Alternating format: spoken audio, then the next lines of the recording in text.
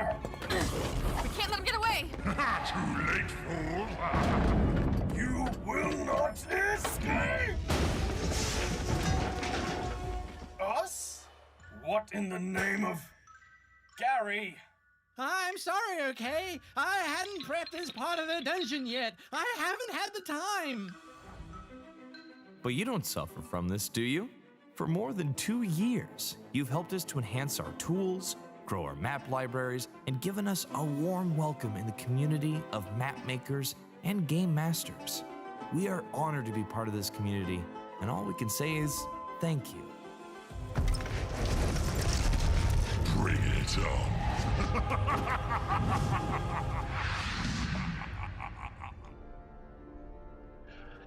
Hello and welcome everyone. Welcome to another episode of Welcome to the Mapness. My name is Till. I'm one of the founder of Dungeon Fogs, and initially I was planning to do a map tonight for my game tomorrow.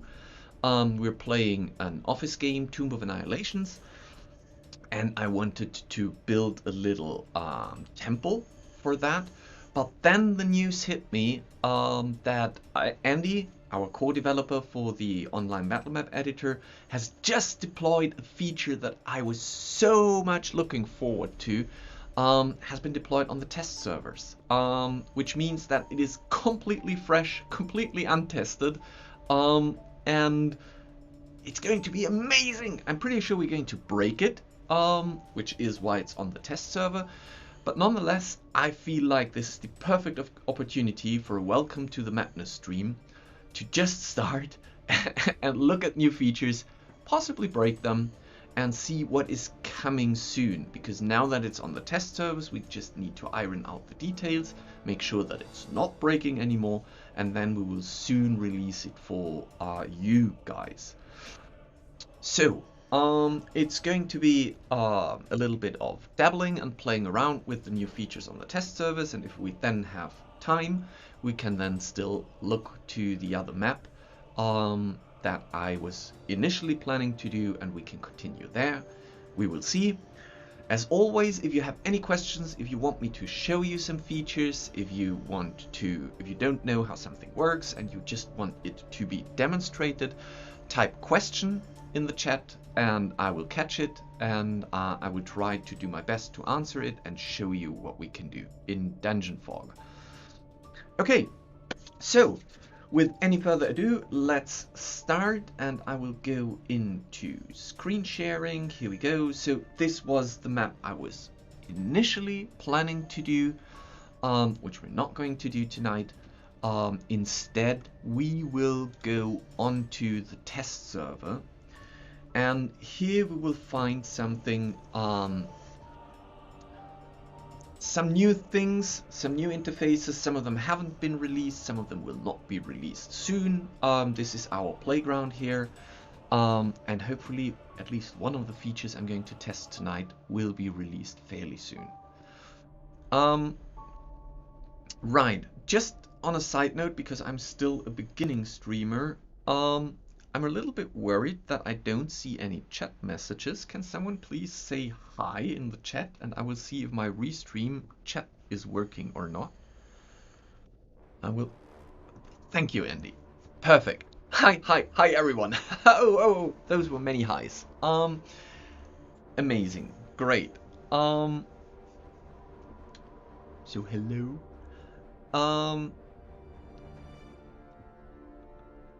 Thanks, Hans-Joachim. That's very nice. Hi,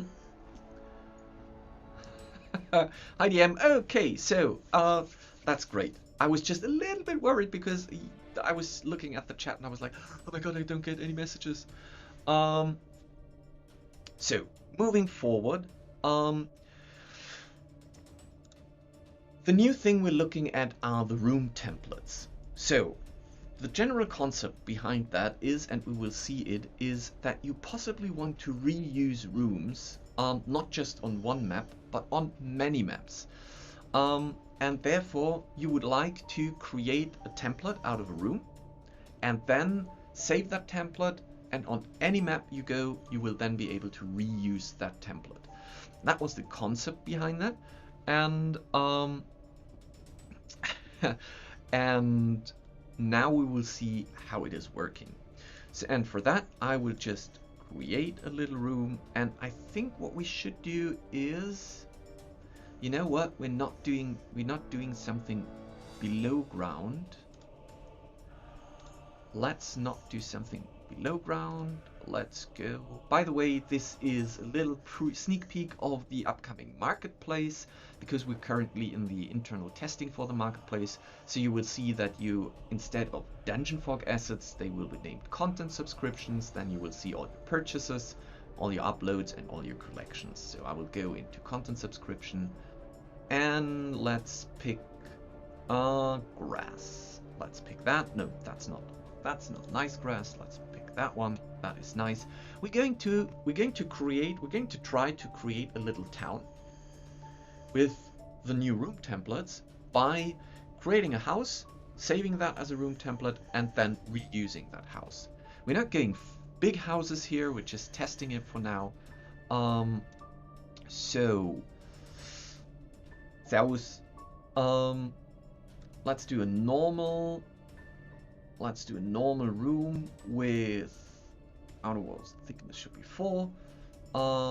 Let's pick something more rocky. Yeah, let's go for that. That's a nice wall. Oh, probably not that much scaling here, and a wooden floor. I think it should have a wooden floor. So where is it is, I believe, under wood, apparently. Worked wood.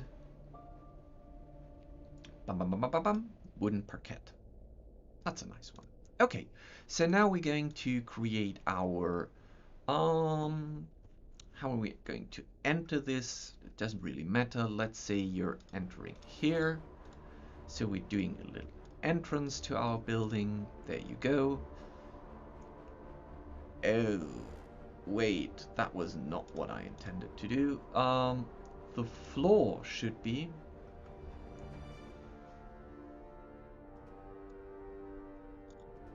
wooden parquet, and the walls should have been.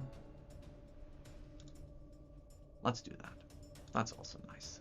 Okay, so here we have that, and let's just pick up those settings and let's continue. So if I'm entering here, I would say that there is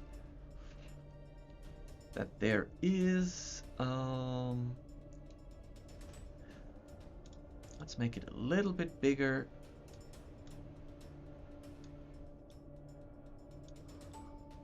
Because now we can create a central hallway here.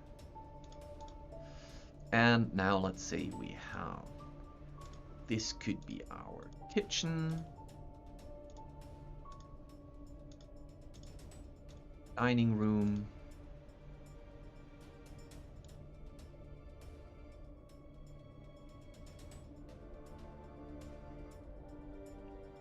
and let's make this big room and a small storage room. Okay, I'm not really happy with my entrance here, so I will again readjust that a little bit.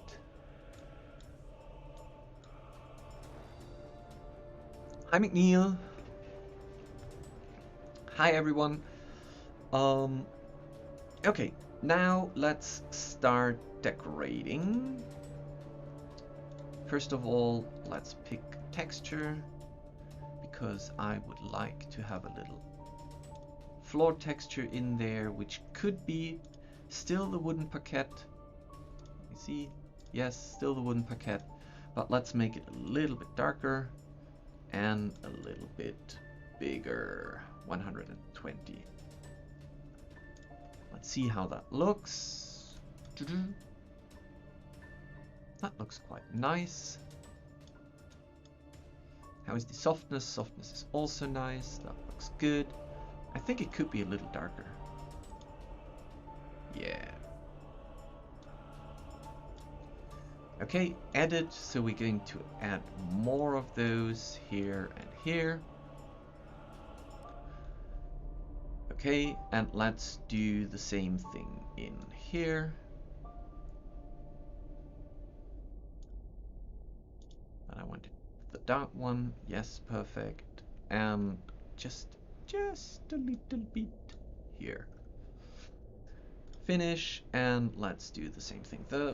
Let's say, because this is the storage room, this should be the kitchen, which means this could be the dining. No, this could be something like a living room, and then this could be the dining room. So let's do, if that is the kitchen, then probably the central floor is a little bit more ragged. And the storage room, let's do, oh, no, wait, this is not going to work because I'm still in this room. Doing something here is just not doing anything, but I can select this and split this to a separate prop, because where is it now? Oh no, where is it now?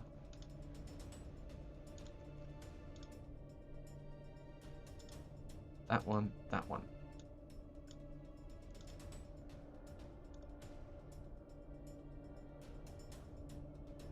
There you go. Now it's in there. And I think the living room is fine like that. Let's leave it like that. Here's a question: is the highlighting of the room you are drawing in also new? Yes, it is. I think it came with the new V5 and the new brush update, that it is showing you where exactly in what room you are currently drawing. Again, to help you a little bit to see where you're doing things. Hi, Myri. Yeah. So let's start decorating, and let's use Chaora assets for that today. I was using it in our Orkenspalter stream this afternoon, and I remembered how beautiful they are. But, oh, what, right, we're on the test server. I'm not sure if they're working on the test server. Let's ignore that. Let's do classic fantasy then.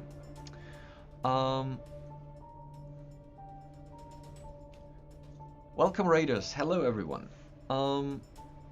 So for the entrance, furniture. Let's go here. I think it would be nice to have a little carpet in the entrance, but it should not drop shadows. And what else can we put there? We could do an empty shelf here. Well, there should be windows too, so maybe no, let's put the windows in front. So there we have the empty shelf. Let's put one here as well. Mantle, hogshead, bear rug. Well, I think the bear rug should definitely be in the...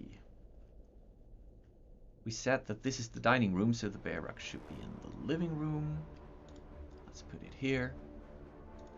It still has the drop shadow. Let's get rid of that. And that could be a little bit less visible. Next up,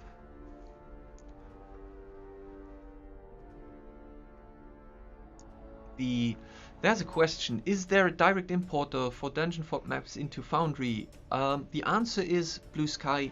Yes, there is, and I can show you. I can show you right now, because let me save here.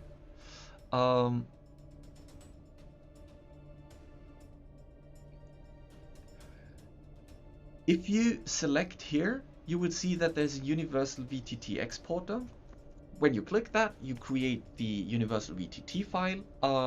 That is, I think it's called df2vtt, the file name, and that you can import using the universal importer plugin on Foundry with the walls set up, the lighting set up, everything set up. So it's quite useful.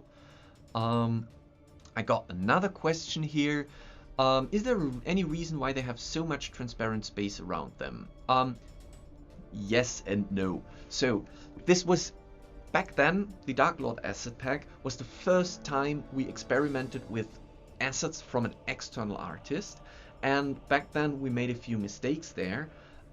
which means that we have for the upcoming assets, we have erased them.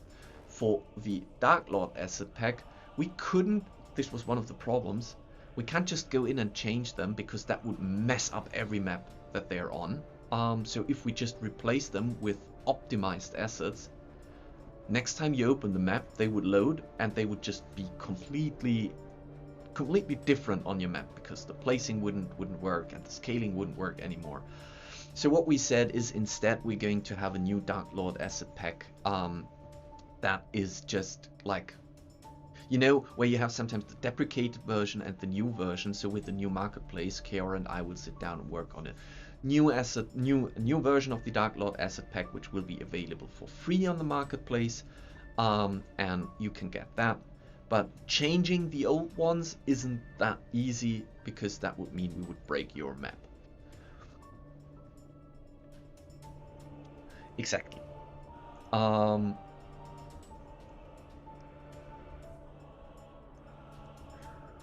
Right.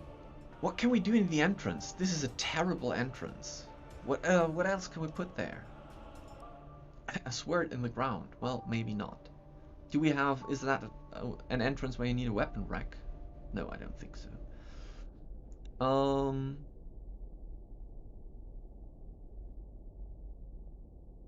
Yes, we're going to tackle the door in a minute. But we're not doing that right now. I wanted to decorate stuff first. Tables. Let's see, what do we have here? Well, you might want to sit down to pull your shoes off. So we're going to do one here and one here. Yeah, we will tackle the door because it's jammed all the time. It's an old building. Okay, so here and here. I'm happy with that. Nice idea, Trash Loot. Thank you. We could use the cloth hanger from the modern asset pack, which is, I assume, under furniture. Wardrobe. Yes. So if no one is going to, if we're making it small enough, no one is going to notice that there's a base cap hanging.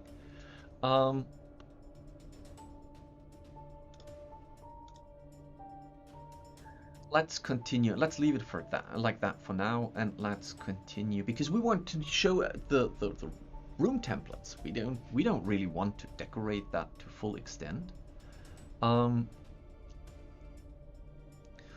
So let's just do this quickly. Fantasy, there I wanted to go. Table, let's make it like this. A tavern table, yeah, that's fine.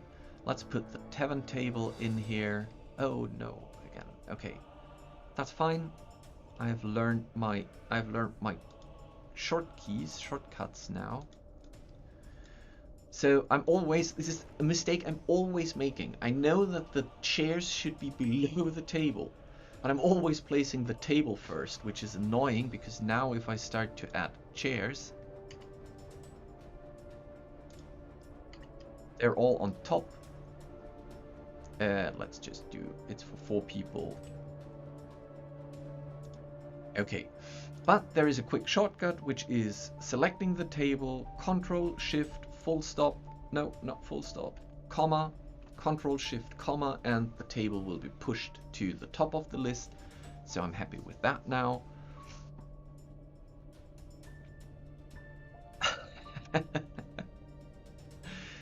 Well, it's a fantasy world and it's my world, and there are people that have never learned about doors. Okay, so here we have that, here we have that, here we have that, and it feels a little bit too, let me see if that works. Let me see if Andy has thought about that. Create an unnamed group, table, and let's put this in there, this in there, this, and this, and now we can, oh no, I wanted to select the whole group. By the way, if you want to select the whole group now, you can like circle back in the selection priority by pressing escape. So now I have the group and not just the single prop selected, and now I can make it a little smaller, which means I should make those a little smaller as well.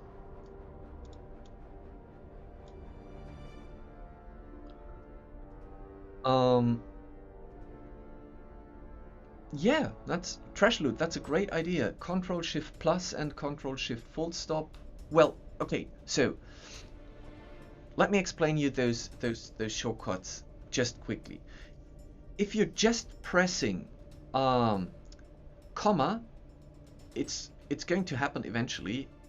It will just go up one tier in the layer list, and full stop will circle down one level in the layer list. So if you look here at the Tavern table, you can see that by pressing the full stop, the Tavern table drops down one layer level, and comma up again. But to speed this up, Control Shift comma and Control Shift full stop will move to the top of the list or to the bottom of the list. Yes, Taglar, Dungeon Fog has a shortcut overview which you can find here under the little question mark icon, and if you pull that up, you will see that there is a list of all the things. It is probably currently a little bit broken, which might be on the test server, but there you can see the shortcuts.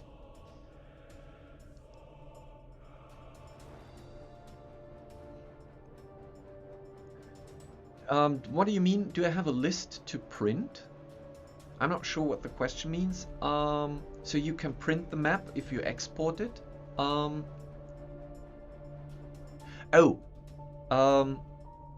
You can export the whole map to the PDF. So you can create a PDF out of that. If you want to create like a description of those rooms, which would then also include a list of all the objects in there, you go to the GM notes, and this is currently being reworked, so there's going to be an amazing new GM notes feature and just a current rework on the GM notes, which is coming soon. Oh, the shortcut list to print. Now I get you. Like a cheat sheet that you could print and lay next to you. Not yet. We've been thinking about that quite often, but then something more important happened. But I still like the idea a lot to have a nicely designed print out list as a PDF for the shortcuts.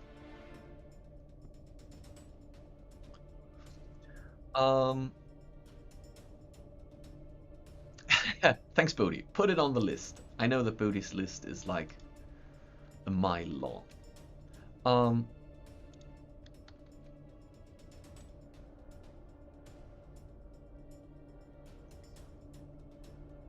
Okie dokie. So let's go to the living room and let's just put there a comfy couch somewhere next to, well, let's put it in the room because I want to, no, it's going to be against that wall. Is it going? It's absolutely, it doesn't matter. Let's put it against this wall, and let's put there a little fireplace. Where's my beautiful fireplace? The mantle.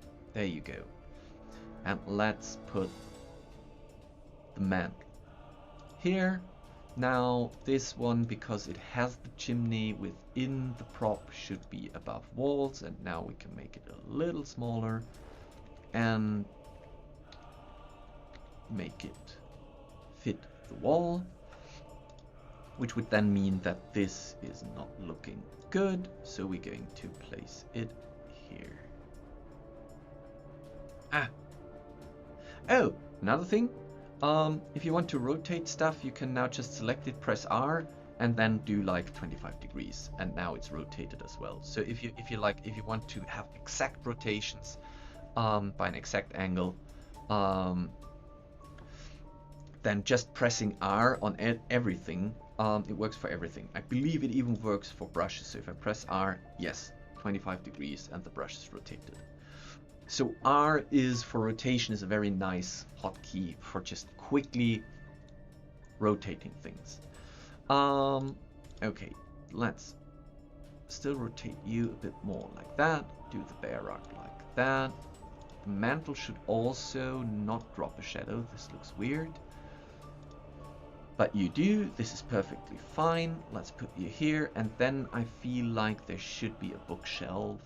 Where was my bookshelf? Bookshelf. There it was. And we're going to place it against this wall. And let's just make this also above walls. So we indicate that this is a very high bookshelf. Okay, now finally let's do the kitchen. Do we have a forge in there? I don't think so, but we have a kitchen table in there, which could be here, and just a square wooden table for putting down stuff, which we could make.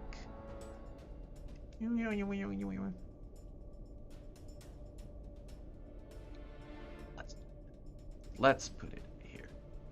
Okay, so this is not looking good. We will raise saturation and lower lightness. There you go. Now it's fitting, and let's make it a little bit smaller. And let's put in, where is my stove? There you go. So this is where you can cook your stuff, and I think the stove should be here. Don't drop a shadow. There you go. And now let's go for containers and do some crates, as we all have in our storage room. Who doesn't have crates in his room?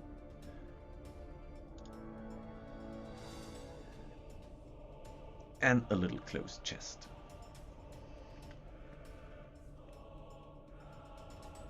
Where the family jewels are in. Okay.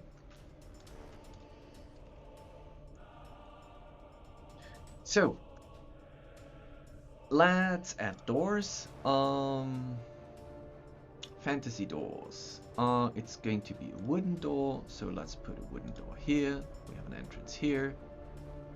Here, then I can go into the dining room here, which means I have to exit the kitchen here.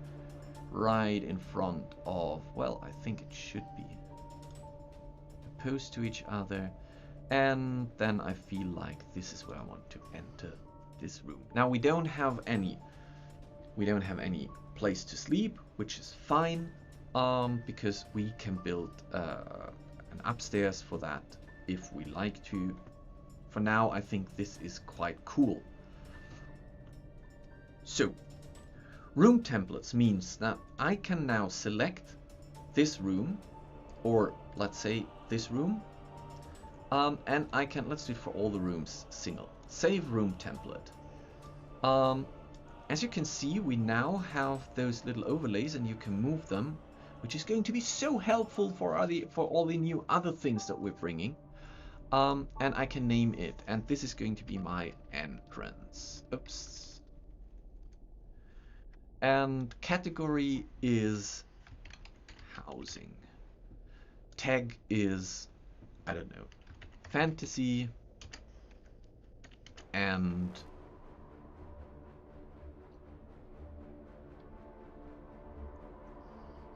I don't know, living. Okay, create. Wait, did I click create? I did. I'm not sure. Create. I think now I did. Yes. Ah, okay. Use enter to validate a tag. Oh, I didn't know that. Okay. So let me see. I have it here. That is perfect. And I think I can edit the details. So this is fantasy. Ah, okay. We should work on that. And living and save. Okay. Well, again, this is first time testing on the test server. I haven't seen this. I haven't tested this yet. I'm just learning it. And now you can see how I usually do that. So now we have the entrance, which is amazing. It sits there under the category housing. So next up is going to be this one, save room as a template. We're going to save this as dining. Dining room. Category, oh, now I have something to select. Is housing, text is fantasy, and living. Okay, create. And okay, let's do this for all those. Kitchen, category, housing, text, fantasy, and living. Create. Done. Next one. Save room template. How do you call that? This is the living room. Category is housing. Text is fantasy. And living. Okay, there you go. Create. And last but not least, let's create this one. This is storage in housing. Fantasy living. Okay, create. There you go. So what I can do now is I can go in here and I can say, okay, let's build another one. Let's use the entrance. Floop. Let's use the dining room. Let's use the kitchen. We will have to at least, and let's see, I can rotate it as well, which is amazing.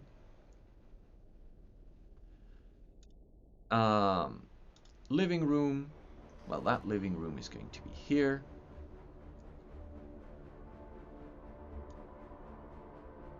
And this one does not have storage, which means that I can now, at least I have to manually dock them onto that, which is fine for now.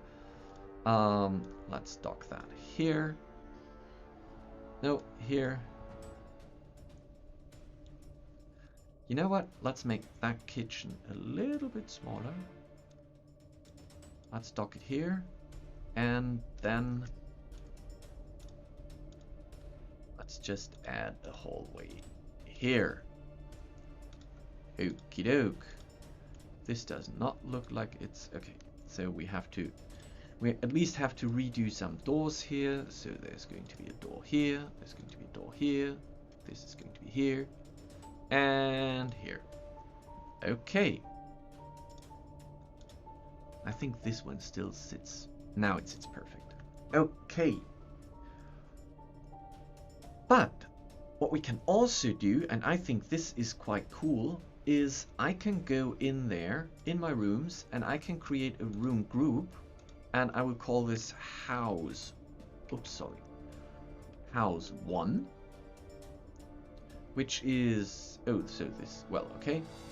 Which means this belongs into house 1. This belongs into house 1. And now I'm going through all my rooms that should be in here. This is the last one. And now I'm creating a new one, and I call that house 2. And yes, so, oh, wait, yeah, it doesn't matter. Let's put them in there as well. And what I can do now is I can select that and save it as a room template. And this is house 1. Nice. Category is housing. Text is, I don't know, final. Let's call it final. Fantasy living. Create. So now I can take this one, save as a room template, house 2. Category housing, final.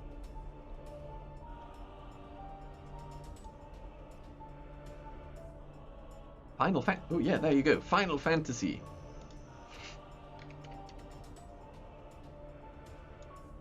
It's going to be a crossover between The Sims and Final Fantasy. So if I go back here, I will now see that I have those houses, and I think what I should do is I should go in there and make this category final houses. Save. And now I can, where's my other one? There, I can take this one, edit details, and make this final houses too. So now I have those. I have all those room templates here. Final house and housing. And I could go in there and say, I want living room. Living. There's none under here, but, and none under here. Oh, well, because I had a spelling mistake. Living. It's searching the tags, but it's also searching the name. So if I go for fantasy, I will find all the fantasy stuff. But if I go for final, I will only find those. I think this is quite convenient. So if I go to scale to fit, sorry, I wanted to select you. Let's move you here and let's rotate you like that. Let's move you here and let's rotate you like that. And now let's go in here and place another house and another house.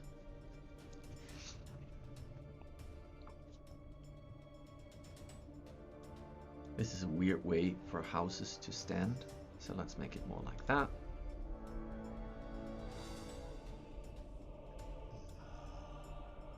Let's snap them back to grid. Let's snap you here. Let's snap you here. So this is going to be a road. Let's rotate you like that at least.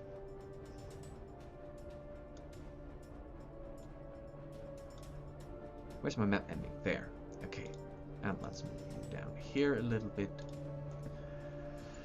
And now let's see how often I can do that until it crashes. Let's add 20 to the left and 20 to the bottom. I wanted to add roofs.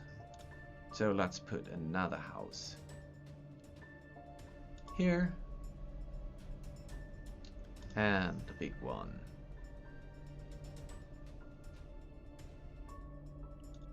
here.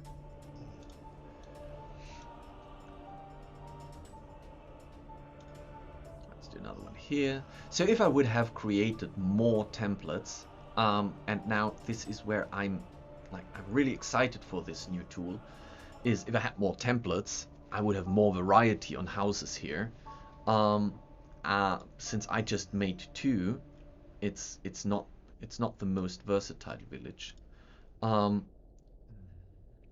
But I mean, for being a first deployment on the test server, this really works amazing. Well done, Andy. So 2 things that I find really cool about that. First of all, I mean, measure the time. For those of you who've worked in Dungeon Fog, think about the time you would have spent to do this before the room templates, and now look at what we did in a few minutes. Second, think about all the possibilities that will be there once we expand that feature and make room templates something that you can share in the public library, where you can take room templates from other users and use them. I think this is so immensely powerful if you think about that. Because this doesn't mean it's just on this map. If I save it,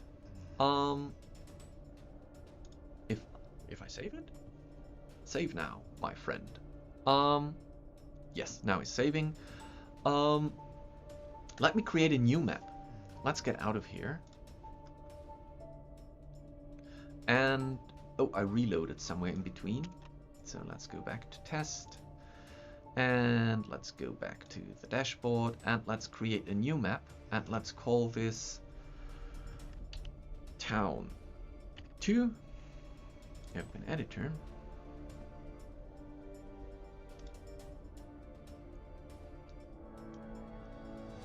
look at that.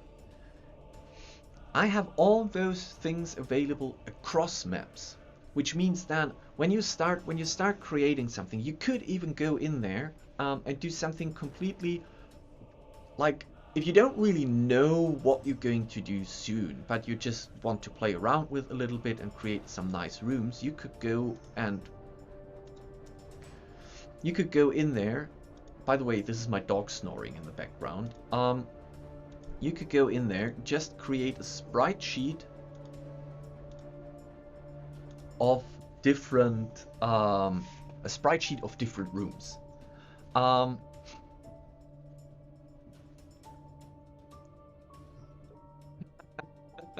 Thank you, Trash Loot. Yes, I think, look, so first of all, let me finish the sentence, then I will come back to this, what you just said. It's Well Anvil. Hello, everyone. The Well Anvil raid, and the anvils are burning. Hello and welcome, everyone. We're currently on the test servers of Dungeon Fog because we are sneak peeking at something that our core developer Andy has recently deployed on the test server, which I think is such an amazing feature. And we're not even finished with all the things that you can do there. So think about building just a sprite sheet map of rooms that you just for the general purpose. Think of yourself as someone who's not making maps per se, because you don't really know what maps you could do, but creating something like a room sprite sheet with every room you could think of for a Dwarven Forge. When you save that map, and even now, if you would make that map public for other users, they could create all the room templates out of it, and they could build all the rooms, like all the maps, with just the preset template rooms that are there. The second we make room templates public, so you can search for room templates and clone them or take them into your account, you will be like, there will be map artists out there who will be doing maps. There will be asset artists out there who will be doing assets. And then there will be room artists out there who would just have fun building cool rooms and make them available on public. I think this is amazing. Or like that, Trash Loot, exactly. You could make rooms without walls and fill them with terrain and plants to generate bigger set pieces you could use. Like, we all know from back in the 90s, when the only way to build a map was to take those final map tiles and rotate them and stick them together, and that was the most tedious work that you could think of. But still, this is something that we could do here. I would rather say, if we go that route, we could think of making prop groups, not with rooms, but just with prop groups available as templates as well. So you could build an oasis with a little pond and bushes and palm trees, and you group that and make that group a template, and that would work as well. So the core mechanics are there, and now we're testing this, and once we see how it is used and how you are using it, we can then improve.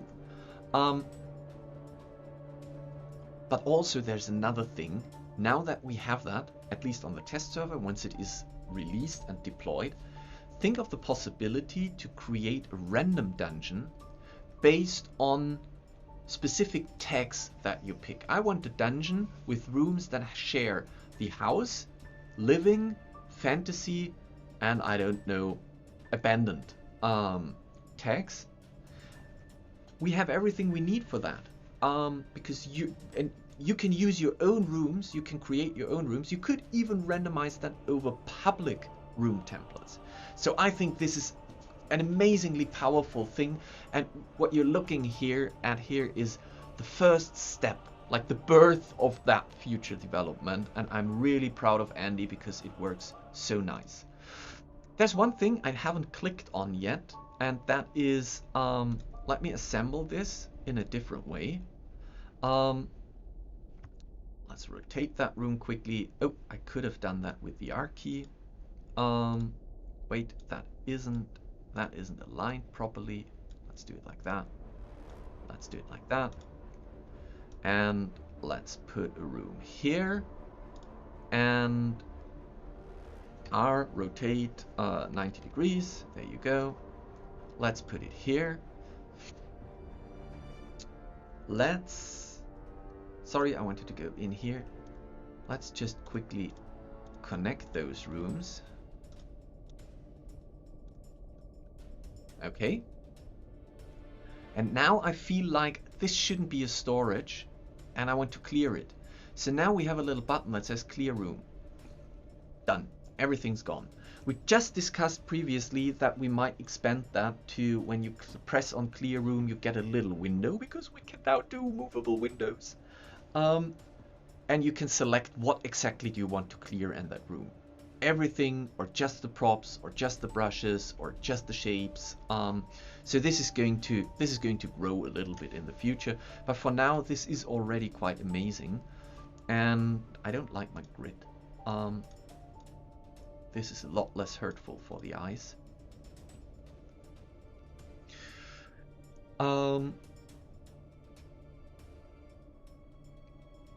Yeah, Trashloot was just saying asset group templates would be amazing as well, but we all know that we like to use everything Dungeon Fog offers in not an intended way. Yes, perfect. That is absolutely fantastic, because that is how we learn how you're using tools, and we will just look at that and try to improve and see how we can kind of come to you when we see, oh, you're using it completely differently as we have intended it, and then we say, okay, maybe we should adjust a little bit. So here we have another room. What else can we do? Help me, my dear Larsus and Andy. Is there anything I've missed in room groups that I could still do?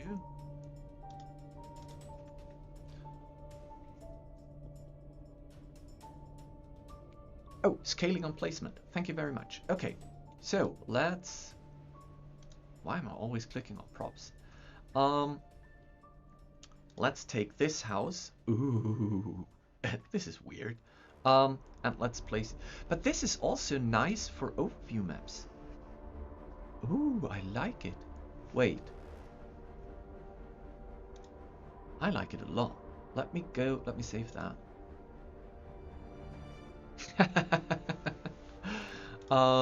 So Larsus has joined our team in February. In February it was, right? Or was it already in January? I can't remember. And he's our QA tester. So he is working closely with Andy testing stuff. And he just said, you have tested already more than I did. Well, apparently, because it just hit the test servers and I was just like, we're going to do this tonight. So I could make this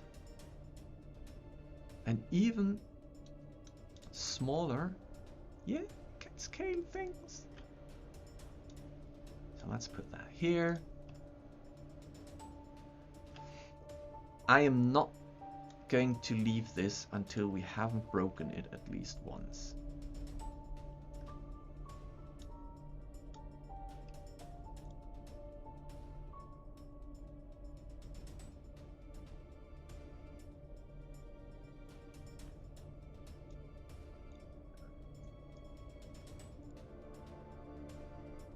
Okay, this is annoying. I'm not going to do this because scaling takes too long in that instance, but instead we're going to take the house, take the house, scale it down. Oh my god, this is so fast. And place it. Take the house, scale it down, rotate, place it.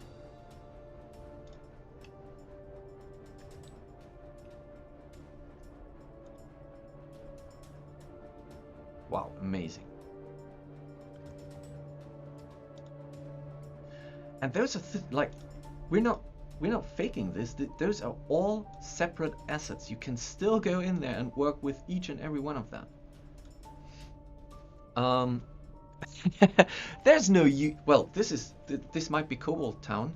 The thing is, this could be like we could say that one grid equals, I don't know, 15 feet, 20 feet. So we can have a bigger town with smaller houses there.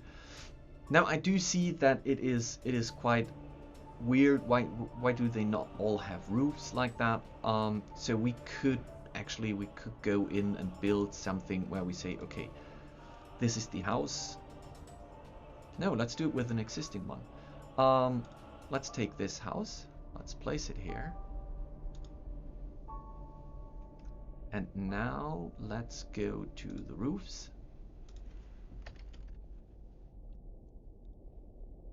Rooftops. Oh no, we're on the test server. They're not loading on the test server. Right. Oh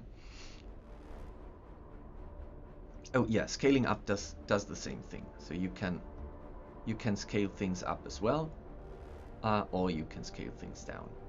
And the same goes for the templates. So I'm not really convinced that I would do this for a whole set, but I would definitely do this, for example, for something like a room, where I go, okay, this one should be a bigger room. Let's place it.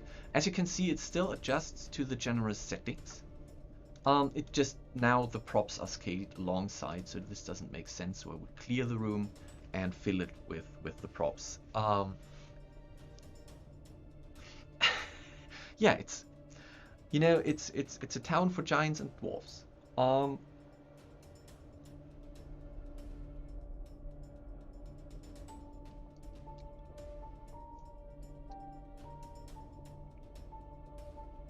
Let's put the whole map inside a room, put it in a room template. After you made all you could just shrink the room templates and make an amazing overworld map. Oh my god, Trash Loot, I like the way you're thinking. I was wondering what happens if I place a room inside a room. Well, nothing. Because there is no room inside a room thing.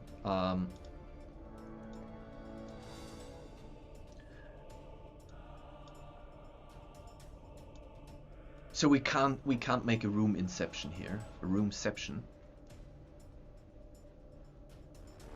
Exactly, that's what room groups are for. No, I was like, for a brief second, I was like, okay, what if I place a room inside a room and then select that room and make a template out of it, which would include another template, but because we're not parenting rooms inside each other, which makes absolute sense. I'm just bullshitting around here. I'm just joking around with the stuff that we have. Because I'm blown away by it. What else can we do with this? Not on the test server. Like I have a few maps that I would like to use, but they're not on the test server. So are there any questions for what you've seen here? Is there anything? Yeah, no room Matryoshka. For now, because otherwise I would say we've successfully, well, I was not so successful because my goal was to break it and I wasn't able to break it yet. I have the strong feeling that you will be able to break it. But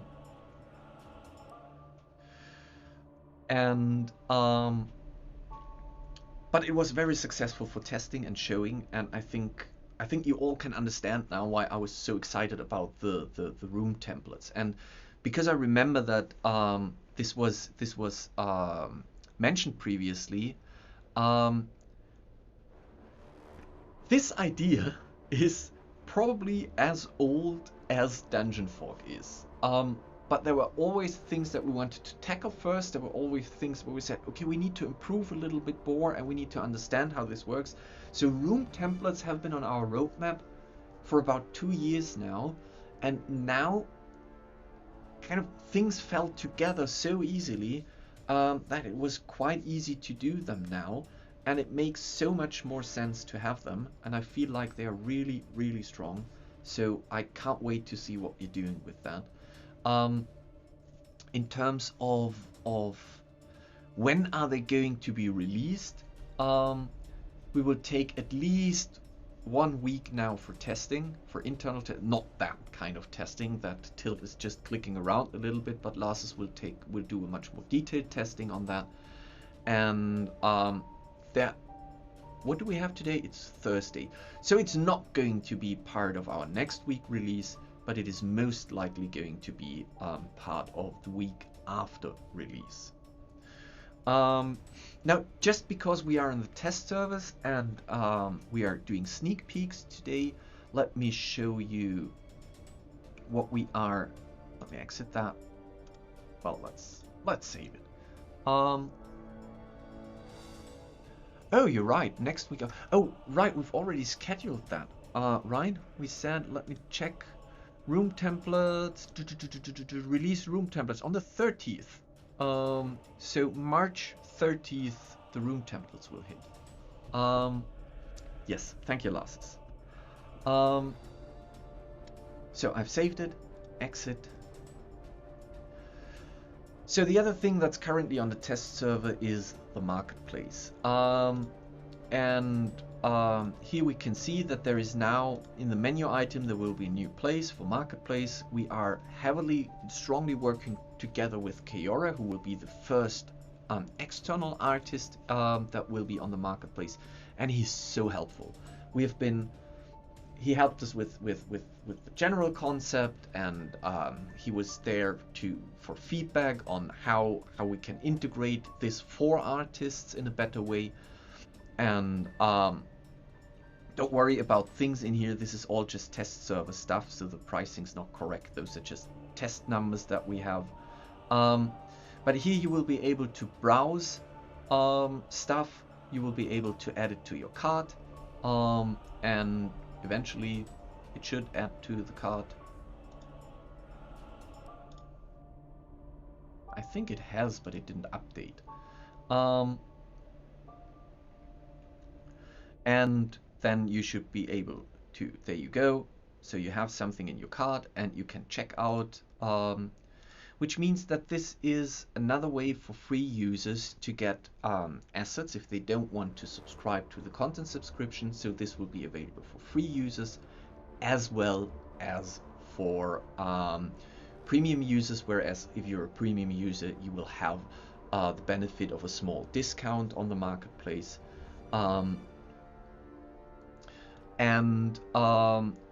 That's basically it. So you can go in there, have the details, see similar products to this. When you go back to the overview, you will see that we not only have asset packs in there, but we are currently also experimenting for free users with additional map slots that you can buy, so you can expand your Dungeon Fog usability without the subscription, or you go into the subscription, which then means that you have endless map slots. So this is what we're currently doing, but the most interesting part is then when you go into your maps. Let me just go into, let's say, the test map here.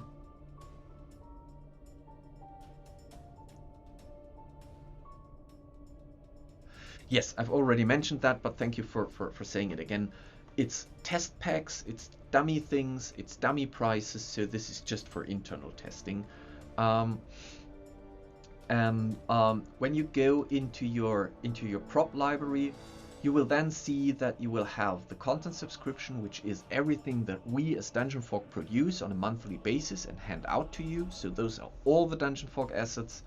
And then you will also have the purchases, and there you will see that you have the things that you have already purchased. And if you want to go more, you can go here to the marketplace. Now, I should have opened a different map. See all my maps. Oh, I need to clone it from the public maps. Let me just go in the public maps. There is one. Let's clone that map. Now, the interesting part about that one is that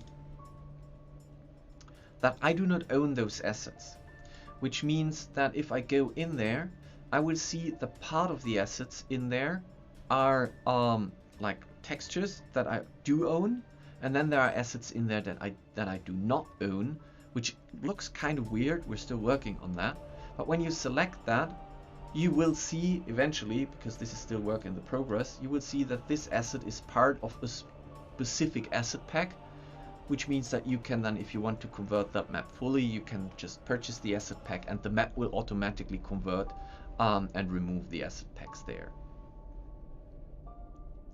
So that is what is also in the works right now, and the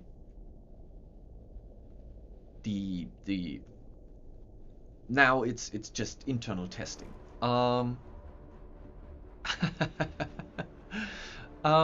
So Trashlit says, to be honest, I probably won't use the marketplace because the art style will probably not match the original art sets. Even the Dark Lord pack does not match the Dungeon Fog style. That is true, different artists, different styles, but I must say that we are paying attention to the way that the general, like, you know, Dungeon Fog is I think is a very illustrational heavy tool. So the way we are going to curate the marketplace is we will look for artists who have at least the same kind of style that fits the general approach of Dungeon Fog, and we will continue to develop our monthly prop packs. But if for those who would like to experiment with other styles, or who like probably just particularly like a specific artist, they can then also go in there and get those asset packs. The Dungeon Fog asset packs will be, at least to some extent, also part of the marketplace. So I think it's going to change just the way that Dungeon Fog is opening the gates for users who are interested in constant updates, like constant subscription updates, and to users who just like, I need a map here and there, I just want to buy an asset pack and a map slot and then I'm done. So there's quite a lot of things happening at the moment. So what time is it? Okay. I think we should at least start with my map for the office game tomorrow, because then I have it. Although I already know that I can easily derail the party if I haven't finished the map yet. Which means that at least, Andy, I'm sorry for you, but you should leave now, because now this is something that you might encounter tomorrow. Thank you for being there. Once again, you amazing job. I was really impressed. I loved it. Have a good one. See you tomorrow in the game. There was a question. Will we get a filter option for the public maps not to show maps with marketplace assets? Otherwise the public map section will become weird. That is a very good point, and yes, I think we should do something like that, where you should be, I think you should even be able to filter free maps, like only free assets, public maps with Dungeon Fog content subscription assets, and maps that include marketplace purchases. So I like the input, and we will discuss that internally.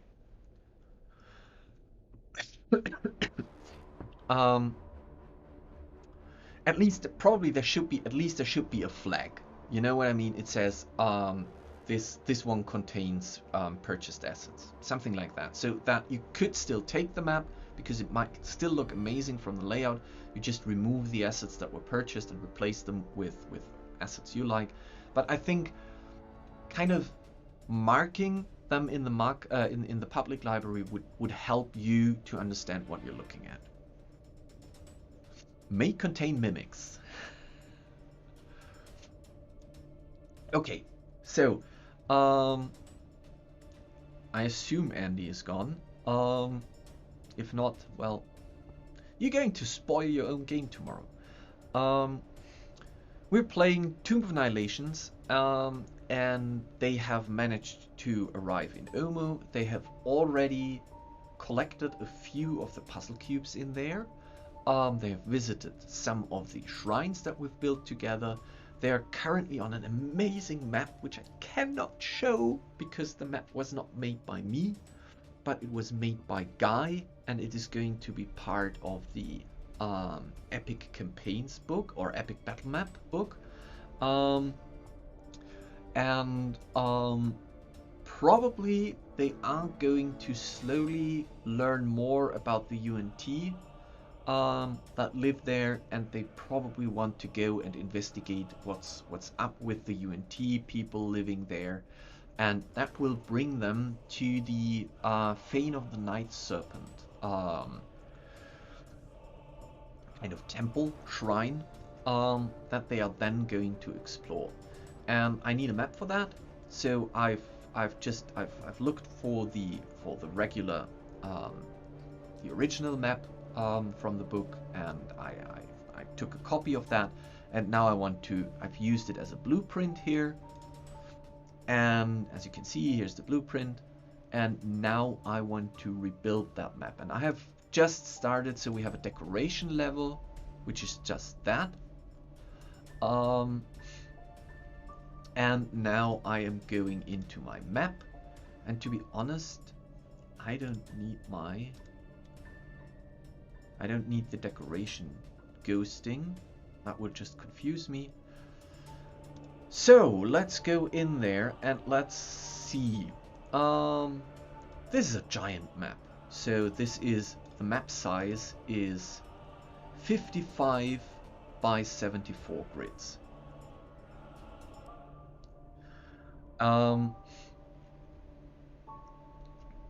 And we are now going to zoom in a little bit, because it is hard for my eyes to work on that zoom level. I think we should go in to 50%. That is great. Then we're going to start making rooms, and I'm not sure, I don't think that room templates for this one would be quite handy. I don't think that there are many repetitive rooms in it. Well, at least here it would have been amazing. But we're not on the test server, so I don't have room templates anyways. So we're doing that manually. The floor, well, let's go for, first of all, let's go for both floor and wall at the same color. We're going to change it later. The outer wall and inner wall thickness is way too big. That could be probably 8. And now let's just see what happens.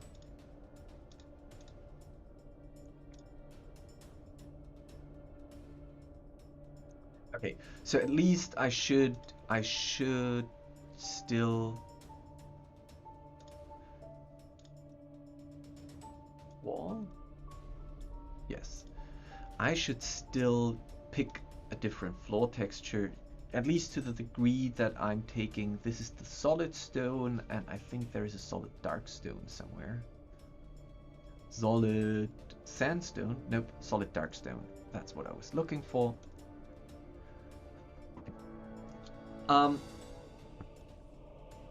So if I turn that off, I can see, okay, this is looking quite nice.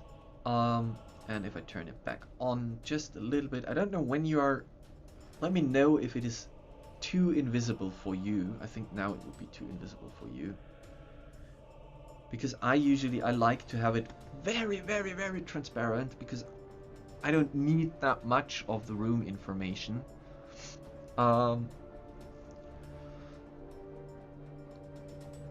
So yes, Trash Loot, the thing is, I agree, even for that map it could be helpful, or at least it would be helpful to go in and then say, okay, this room is interesting, I might want to reuse it later, save that as a room template. But because this is a very specific dungeon that someone else has layouted, and I'm just basically creating my own version of that, I don't think that a lot of my templated rooms will be helpful there. So let's just trace those rooms. Oh no, oh no. Okay, let's do it like that. There's going to be entrance here. So let's continue here for a second. So this is going to, oh no, this is too dark. I can't see what's happening here. Okay, better. So there's going to be a door. Well, there's going to be a door, so I don't need to split the wall here.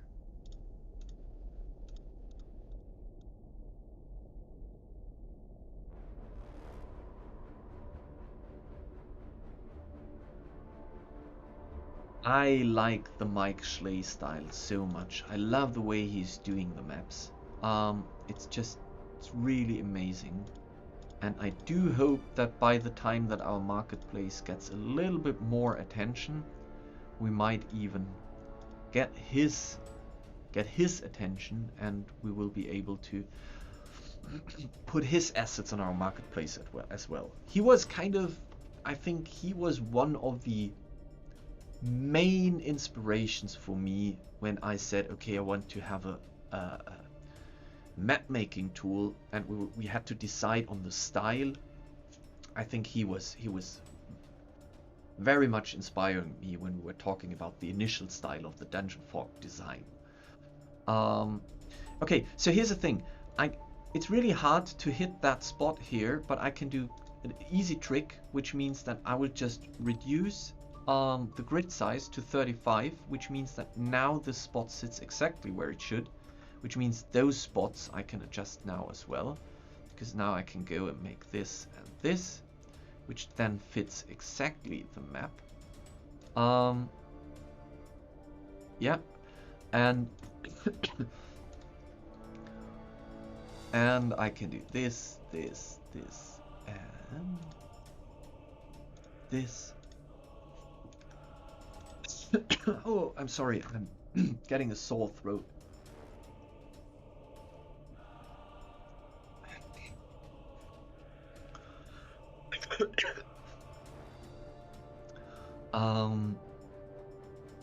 Well, thank you. That's a very nice thing to say about Dungeon Fog updates. I do.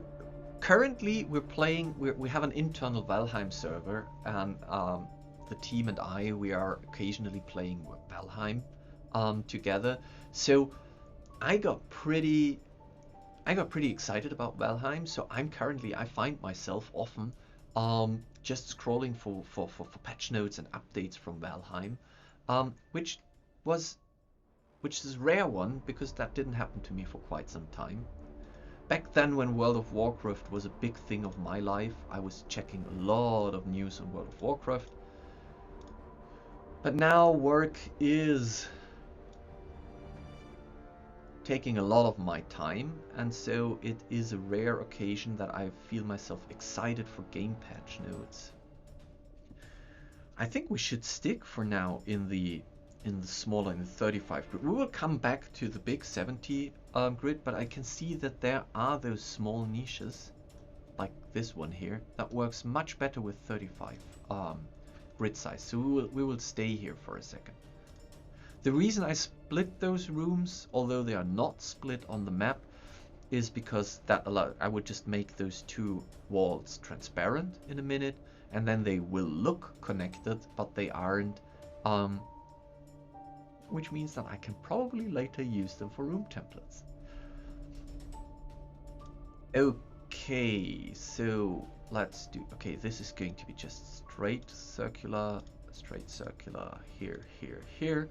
Then let's split the room here again. Let's do the same thing here. 1, 2, 1, 2. Yes, that works.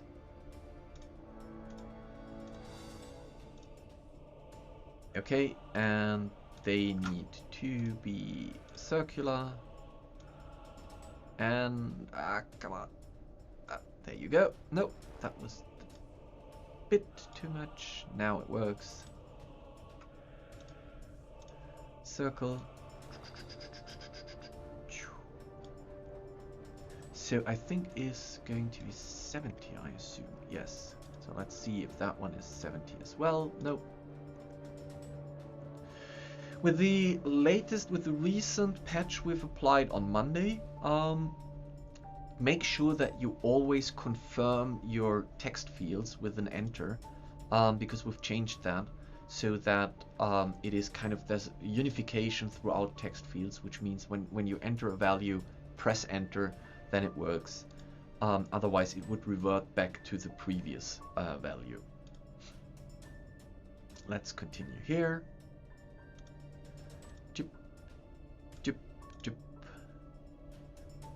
This is going to be interesting. So this is from here to here, which means it's 1, 2, 3 from here to here. Was it? Nope. Nope. I think it should go here, here. Yes. And back up.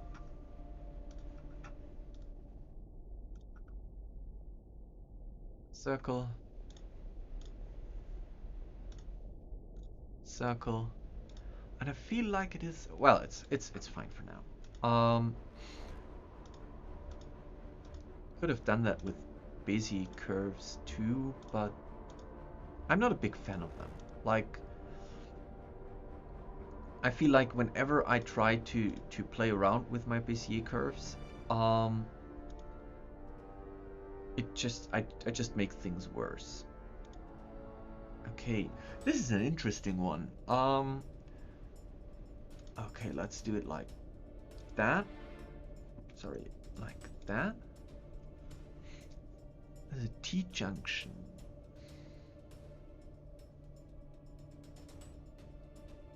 Do I want to? Yes, probably I want to do it like that. So I'm going to move them back 2 fields, because keep in mind it's 30, 35. So I will make a little T-junction here.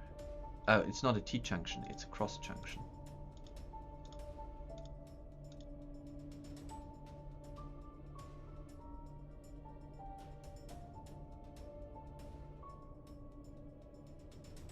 That was stupid. So at least I can extend this one to here.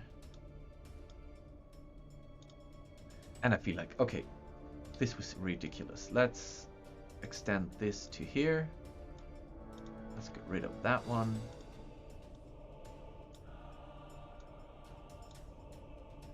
And let's extend this to here. And let's just split the wall here.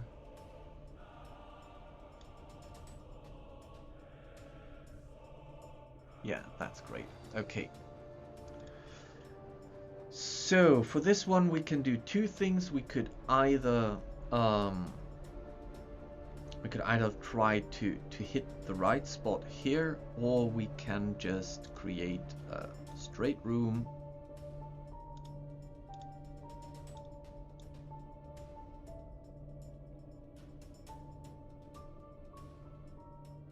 Rotate.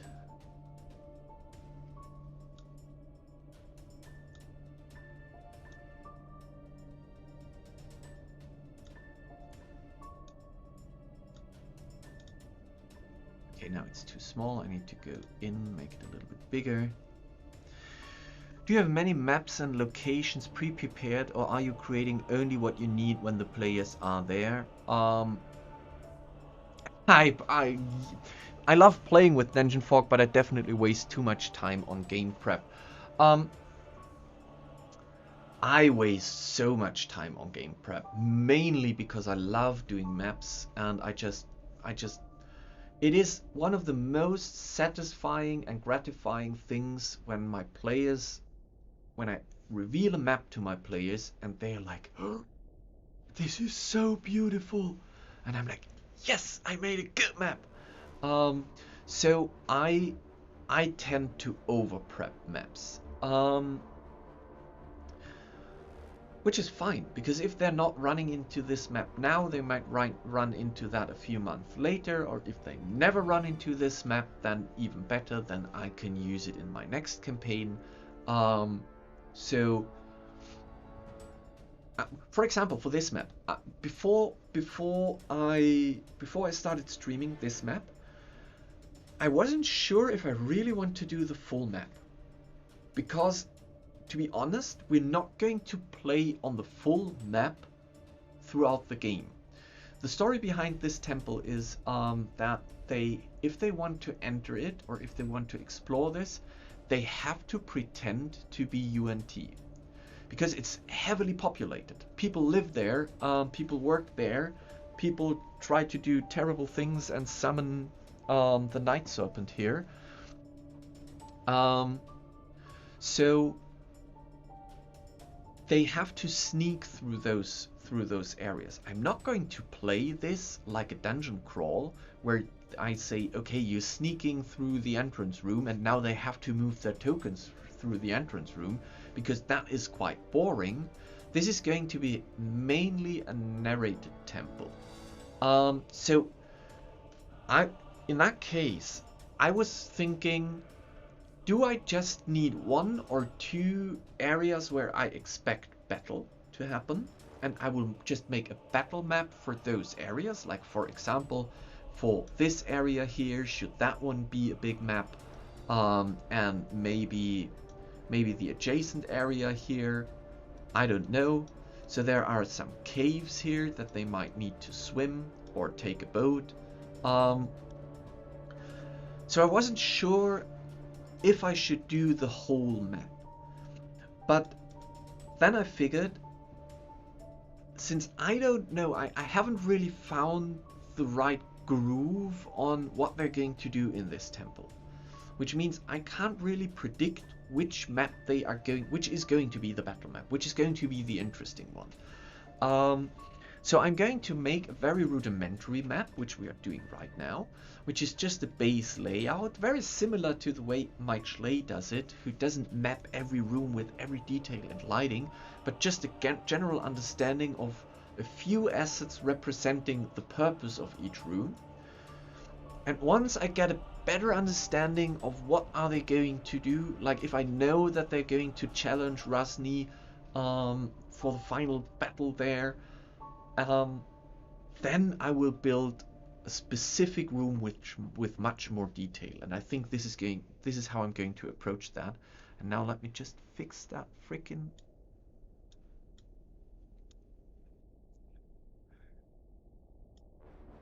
room here, like that, and like 2, 2. This is not working.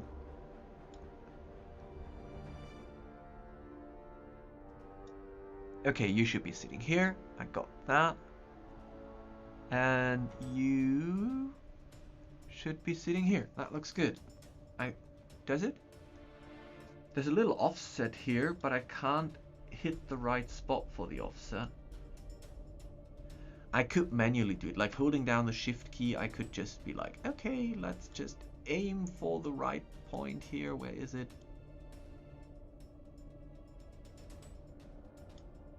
Here. Now let's do the same thing here.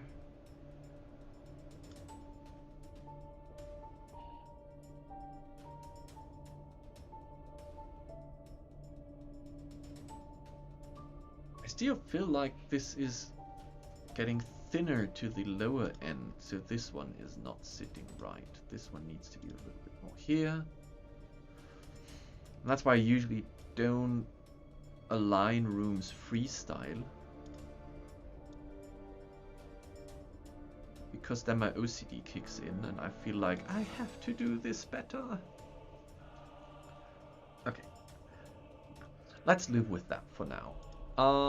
So there's going to be this, this, this, this, this, and this.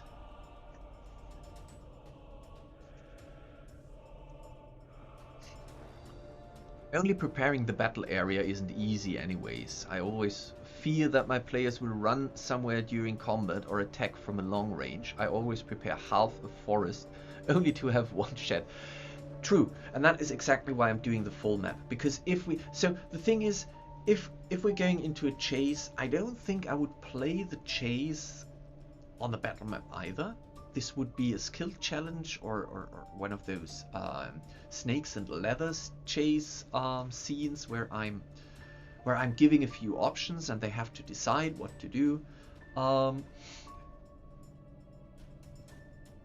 But I totally agree with you. I at least for now, as being not the most experienced GM in the world, because I only have like now I would say about 6 years of GMing.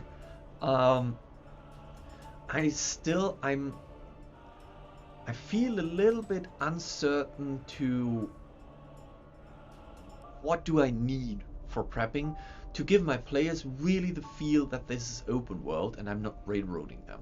So I really want them to do whatever they like without railroading them, and then with me as like the over prepared game master, I then like to have all the maps ready, even if I do not know what they are doing. Sorry, I just have to refill my Coke because you might hear that my voice is leaving me slowly, which is bad for tomorrow. I once had that was 2 years ago for Dragonmeet. The first time I met Keora on Dragonmeet, I was not able to say a word to him, not because I was so excited or I was so shy or something like that, but I lost my voice because the day before I flew to London, I already felt that I'm getting a little coughing and a cold. And I was just too stubborn to say to my gaming group, no, we can't run a game. I feel like I might be losing my voice. So we started a 10-hour game, and I think in the final hours I was whispering because I completely lost my voice. And on the next morning, I couldn't, even if I tried. First time in my life, I never believed that this is really true. I thought my friends or my teachers were just like bullshitting when they said, yeah, sure you have. No, that I completely lost my voice. So it was really painful because on the Dragonmeet, on the whole convention with the loud ambience around you, it was impossible to talk to people. I was only able to whisper to Keora, and I tried to chat with people, but it was impossible. I was completely useless on Dragonmeet. So I flew there to chat with people, to interact with people, and the only thing I could do was just standing around and smiling.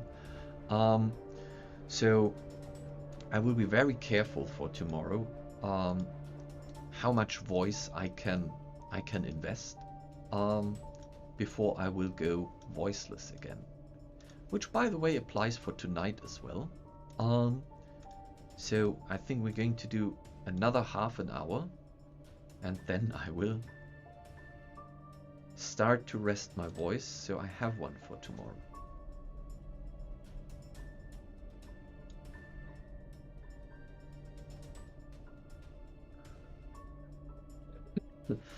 Okay, so now we're slowly. I'm leaving the caves for later because this is going to be a little bit more work. So now we're slowly we're getting finished with all the geometrical rooms here. Wanted to say square rooms, but that's not true. This is going to be interesting.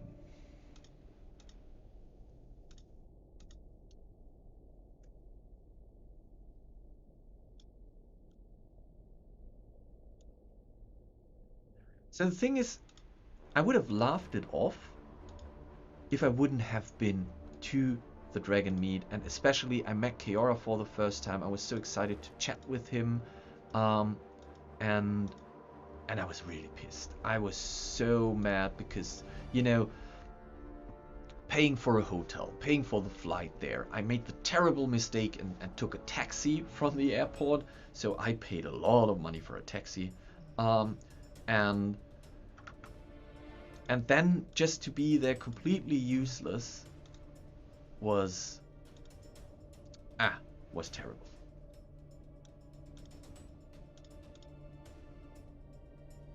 And I will never ever joke about someone who said he's losing his voice, because now I know how terrible that is.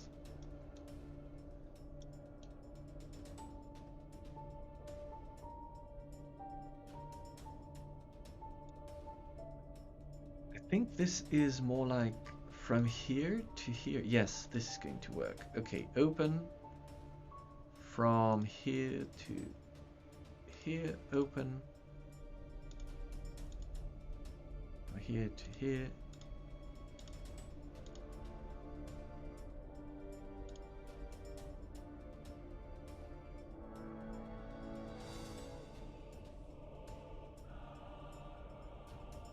Circle. Yes, that works quite nice. Circle.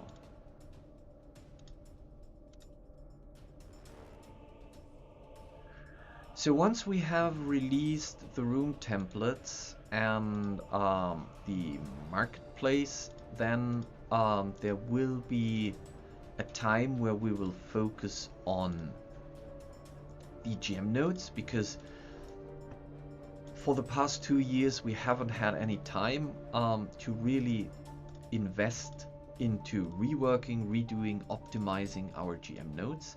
And I still think that this is an incredibly powerful feature. It just needs to be adapted and improved and made more user friendly. Now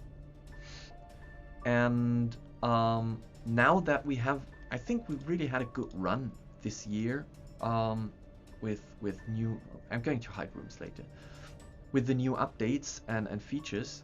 So I think it is now a good time to pay attention to the GM nodes, which will most likely take until it's hard to say yet. I would say somewhere around end of April, mid of May,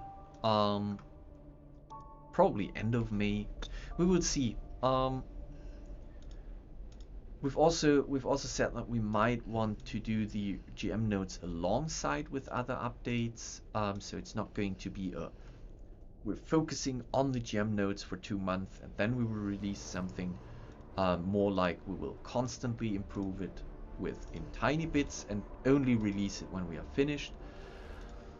Because the next thing after the GM nodes, which I'm also very excited for, is the new walls and paths tool, which will then allow you to freehand draw walls and freehand draw paths, like rivers, like roads, like railways. Hi, dog. And that again is a predecessor for what we're going to do with the improved room tools, where we will then start to put much more work into freehand drawing rooms, like having a circle tool that you just drag a circle and it will create a circular room, or have something like that probably as a shape that you can draw, and then having something where you can I can show you the experimental mode for this, but there's a reason why it's experimental at the moment. Hello Jurassic, welcome. Let me just quickly check, did I miss? Oh, there are still some rooms down here. Okay, let's do them first and then we will go into the experimental mode. That one is going to be painful.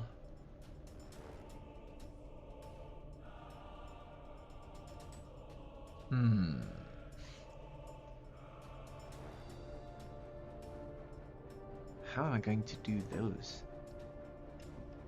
I feel like, and I really don't like it, let me just go into 200%. I think 35 divided by 2 is 17.5. Not sure if I can do that.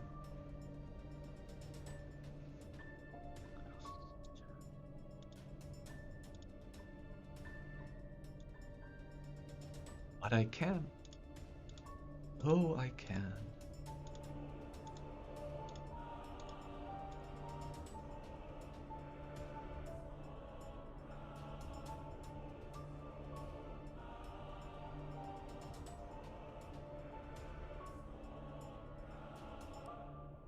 Oh, there's even another little need. No, I'm not going to divide that anymore. We will do it like that.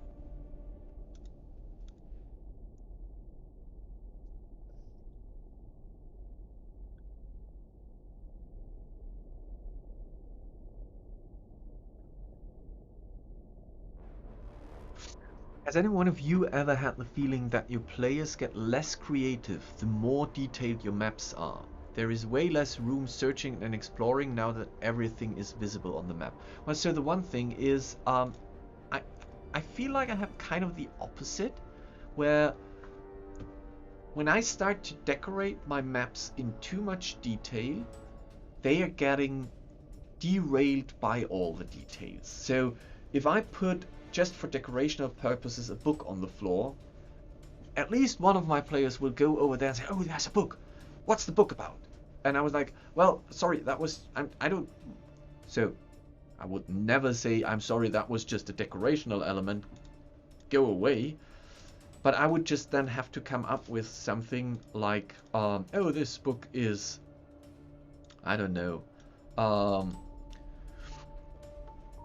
an encyclopedia, or this is a little book, a romance book, or whatsoever. So I feel like having too much details on the map kind of pulls the attention from what is important. So I always try to keep my maps or my map decoration to the limit, to the minimum of what is necessary. I'm doing a lot with lighting. I'm trying to enhance my maps with lighting mainly.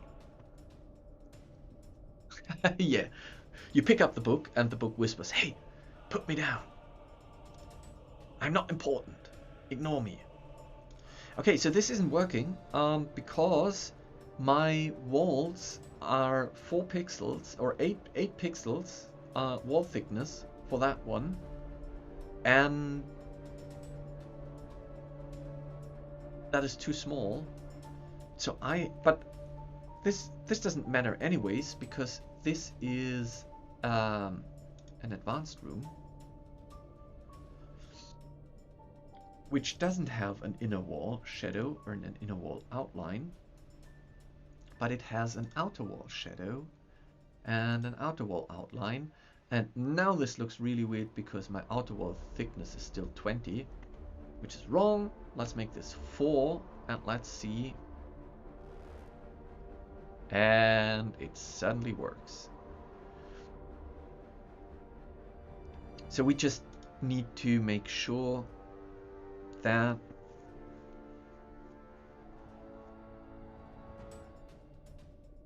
we let me see, let me think. First of all, let's get back to at least 35. This is really much better. Now let's make those circular.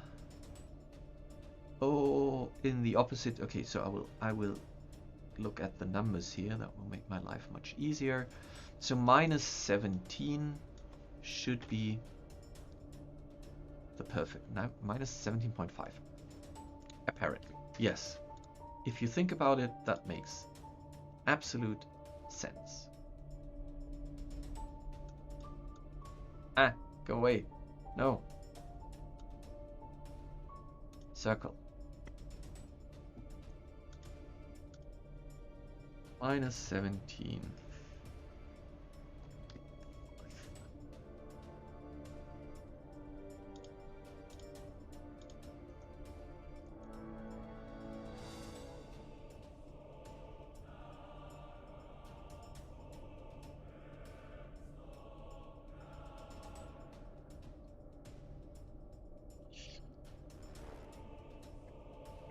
Okay, so this is one of those moments where I wish my life had a time-lapse button.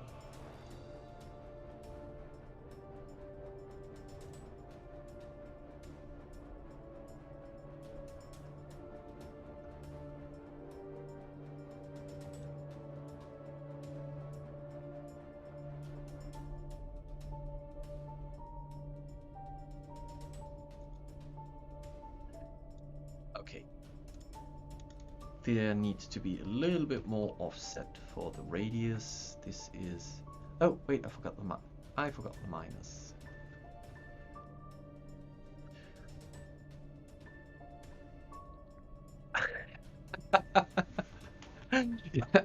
There should be a copy paste for everything. I think there should be something like a brainwave reader that I can just plug in and think about what it needs to do.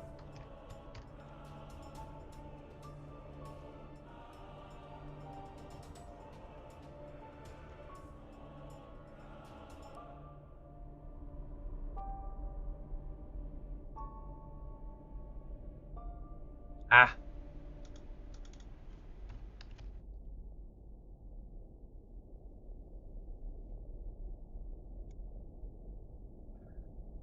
Yay! Only about 10 more to go.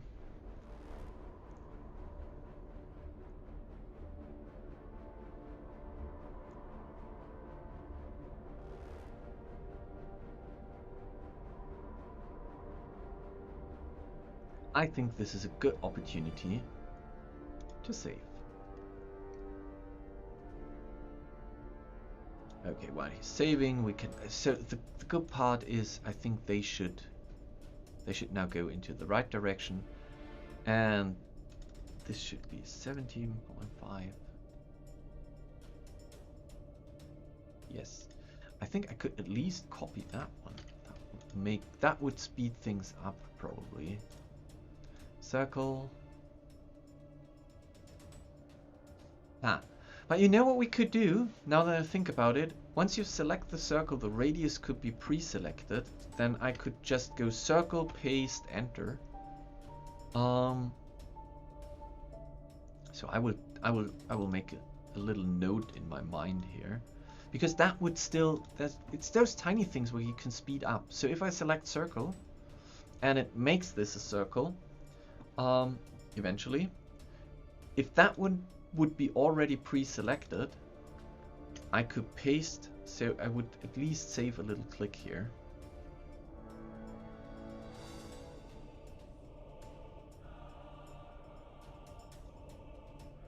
And I think it's going to, so the reason this is slowing down is because I'm at 200% zoom level and I have too many rooms visible, too many curved rooms visible. So I will go to layers, stage.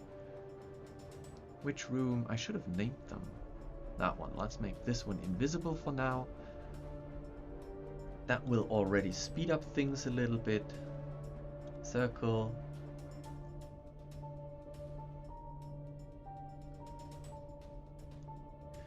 Can I just hit tab after? Let's see. Tab. Oh, yes, I can. Ha. Enter.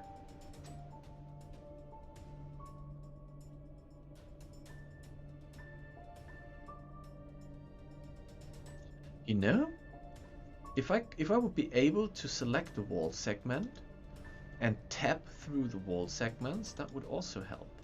Like if I have that and I press tap, tap, tap, and it always jumps to the next wall segment. So many things we can still improve.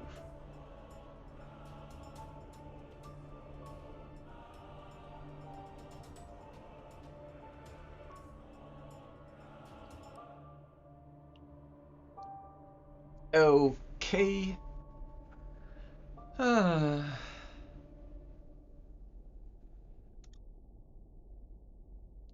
Updating.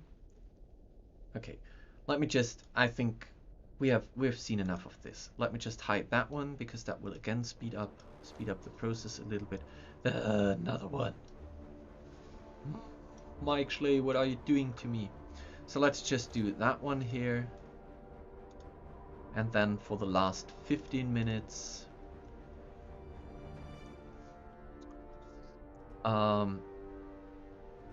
yeah, so the freehand room tool would be, or the advanced room tool would also be very helpful for that. We can, you know what? Let's try it with that one. It's still going to be not the best performance because we haven't optimized this. This is still experimental, but I can use my shapes tool. Let me just pick up, probably not that shape, or at least make it a lot darker.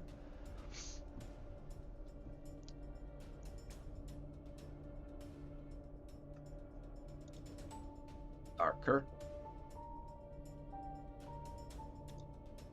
Or not. Okay.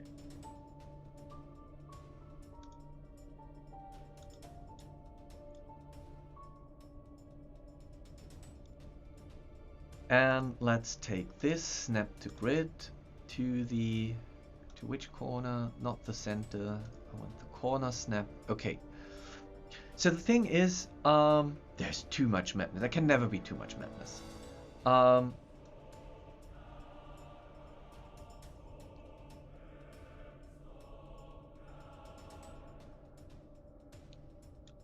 So if I do this, I'm creating a shape, which means that I could now go in there. Oh, now I know what I did wrong. My apologies. Let's undo this. I need to create a shape with exactly 2 squares, otherwise it will not fit properly. So I can do this, and I have created a shape here. And now I could go in and make this. No, I cannot do it like that. I need to go in edit. And now let's make this 1.8. Because now there should be enough space for those little niches. 1.8 is still not enough. 1.4. There you go. And I could go center. No, I can't.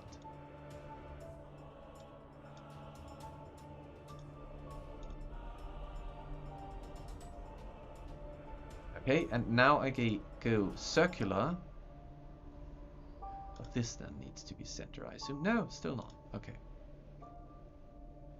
Let's make it a little bit bigger.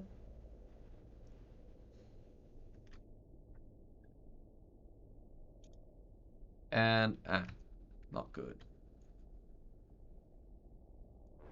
Well, maybe I should just do. Just do this. Yes.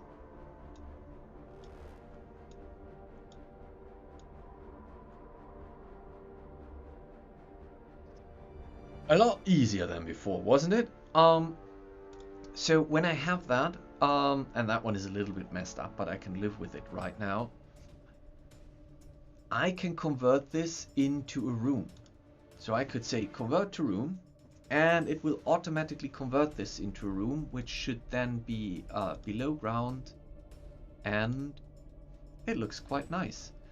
The reason why this is very experimental is so it was a massive time saver. Think about how much time I spent. I think I spent the last 20 minutes on this other room.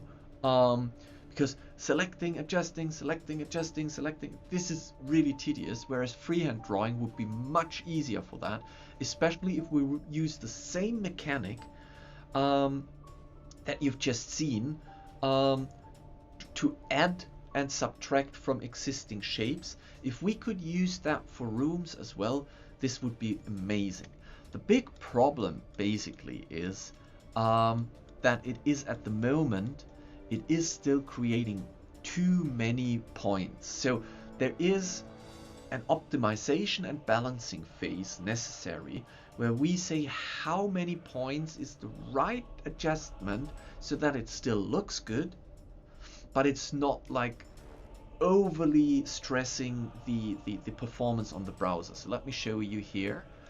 If I create a shape here, and let's not make snap to grid, let's make this freehand. And I'm going like, okay, here, this is my cave. Let's do it like that, and that, and that. Zip.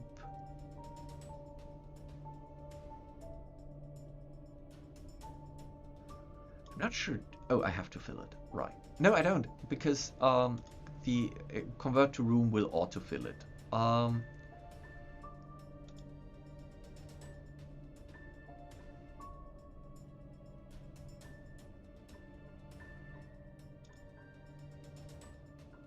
Or not? Can't remember. Okay, let's just... I think I forgot to press finish shape. Did I? Finish shape? Select? No, maybe it can't convert when there's still an edit.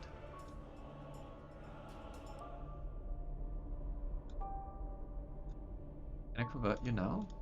Yes. Okay, so now I have this option. Pointy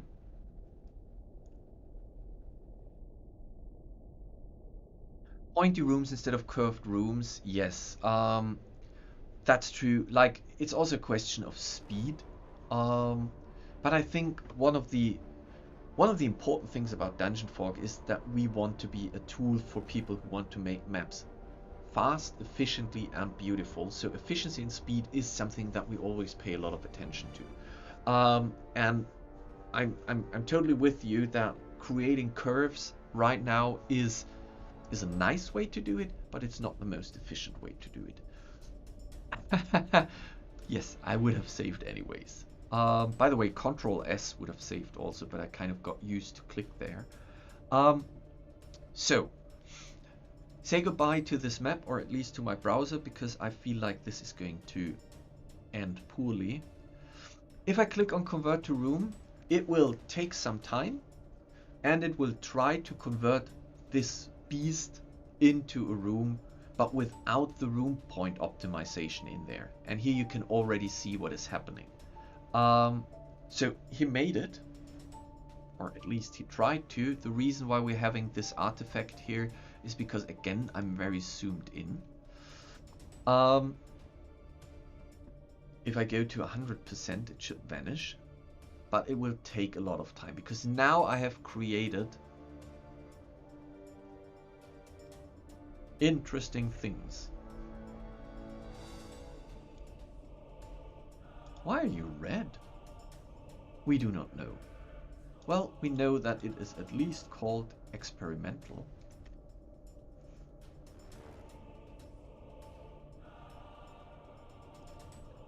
Goodbye. Did I delete accidentally? I think I did. I'm not sure what just happened. Yes, I pressed delete accidentally instead of enter. So this should be 8, enter.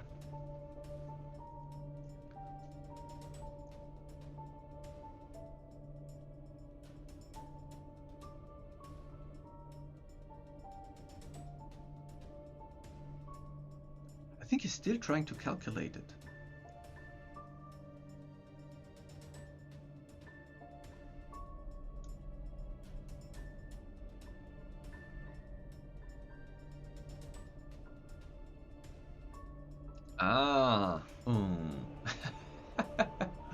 Well, long story short, that is exactly it's still it's blinking. It's making a light show for me. Now it works. So it was detecting a conflict because of the many edges in here, and the inner wall thickness was breaking it. So it looks amazing. Don't get me wrong. I think this is a very powerful tool once it is optimized and working. For things like this, with a few niches, it works like a charm already. But if you picture that you want to do the whole cave system, it would not work. At least not with a trillion. Sorry, go away. With a trillion room points here, because that would be just too much. So again, talking a little bit or closing this evening with an outlook of what is coming. The next thing will be testing room templates, making them available to you, followed by most likely the marketplace. Then we will go into the GM nodes optimization, and once we're done with that, we will either do the GM node optimization in parallel to the walls and paths tool, or we will focus first on the GM nodes improvements and then do the walls and paths tool, which should be available by early summer then. And then we will come to this, and then we will look at ways to make this this advanced room drawing a lot more potent and hopefully a lot more stable. Before we will then go into the next steps, there will be a dedicated break for performance optimization and stability optimizations, where we'll probably take a month or a month and a half. and just try to look at where can we still improve for, let's call them low-end PCs. And then in the second half of the year, or let's say in the final quarter of the year, we will then look at stairs and doors, because we know that they are things that are heavily requested to be optimized, so we will address them later this year. And I don't know if we're going to manage textures this year. We will see. That very much depends on how fast we are.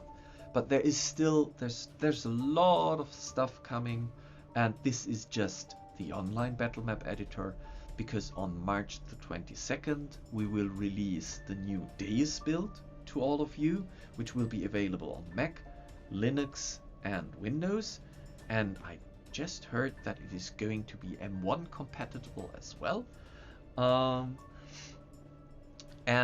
Our development team that is working on Deus will then, the same as we're doing with Dungeon Fork, where we're constantly pushing new updates, will be then pushing new updates to Deus on a regular basis. So it's going, I believe this is going to be a very exciting year. Like, there's going to be new stuff. Oh, something's broken. Fix. New stuff. For immediate things, like really short-term upcoming, tomorrow we are going to start our we're going to kick off our contest, our new contest, which is going to be called Master of the Tools. It's going to be a very interesting contest, because we're not asking for a specific theme or a specific map style. We're just asking you to show us what you can do with all our tools, and there is a jury that is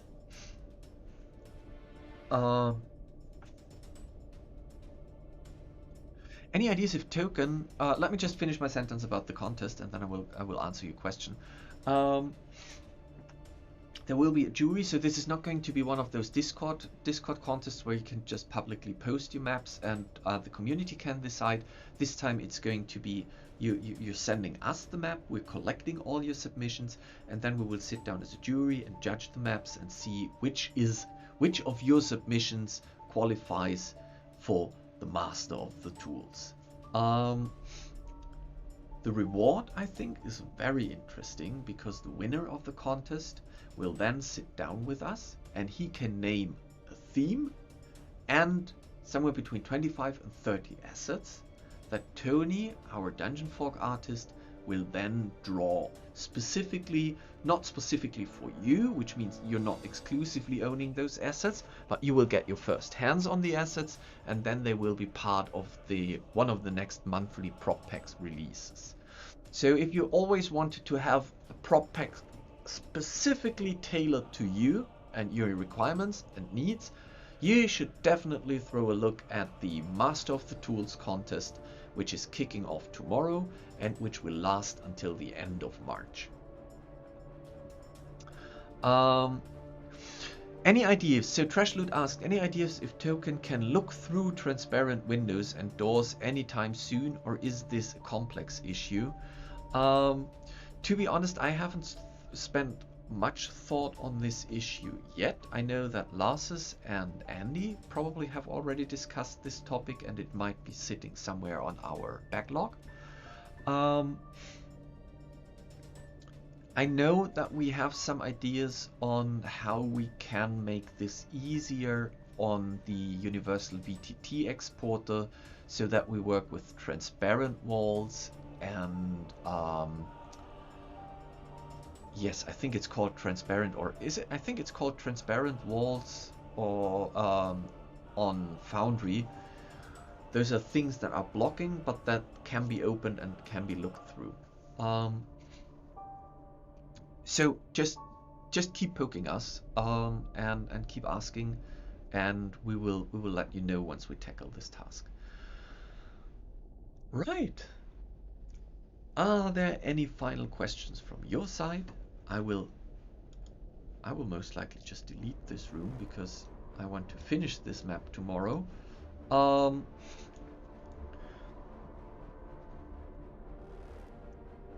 thank you very much. It was, as always, it was a lot of fun.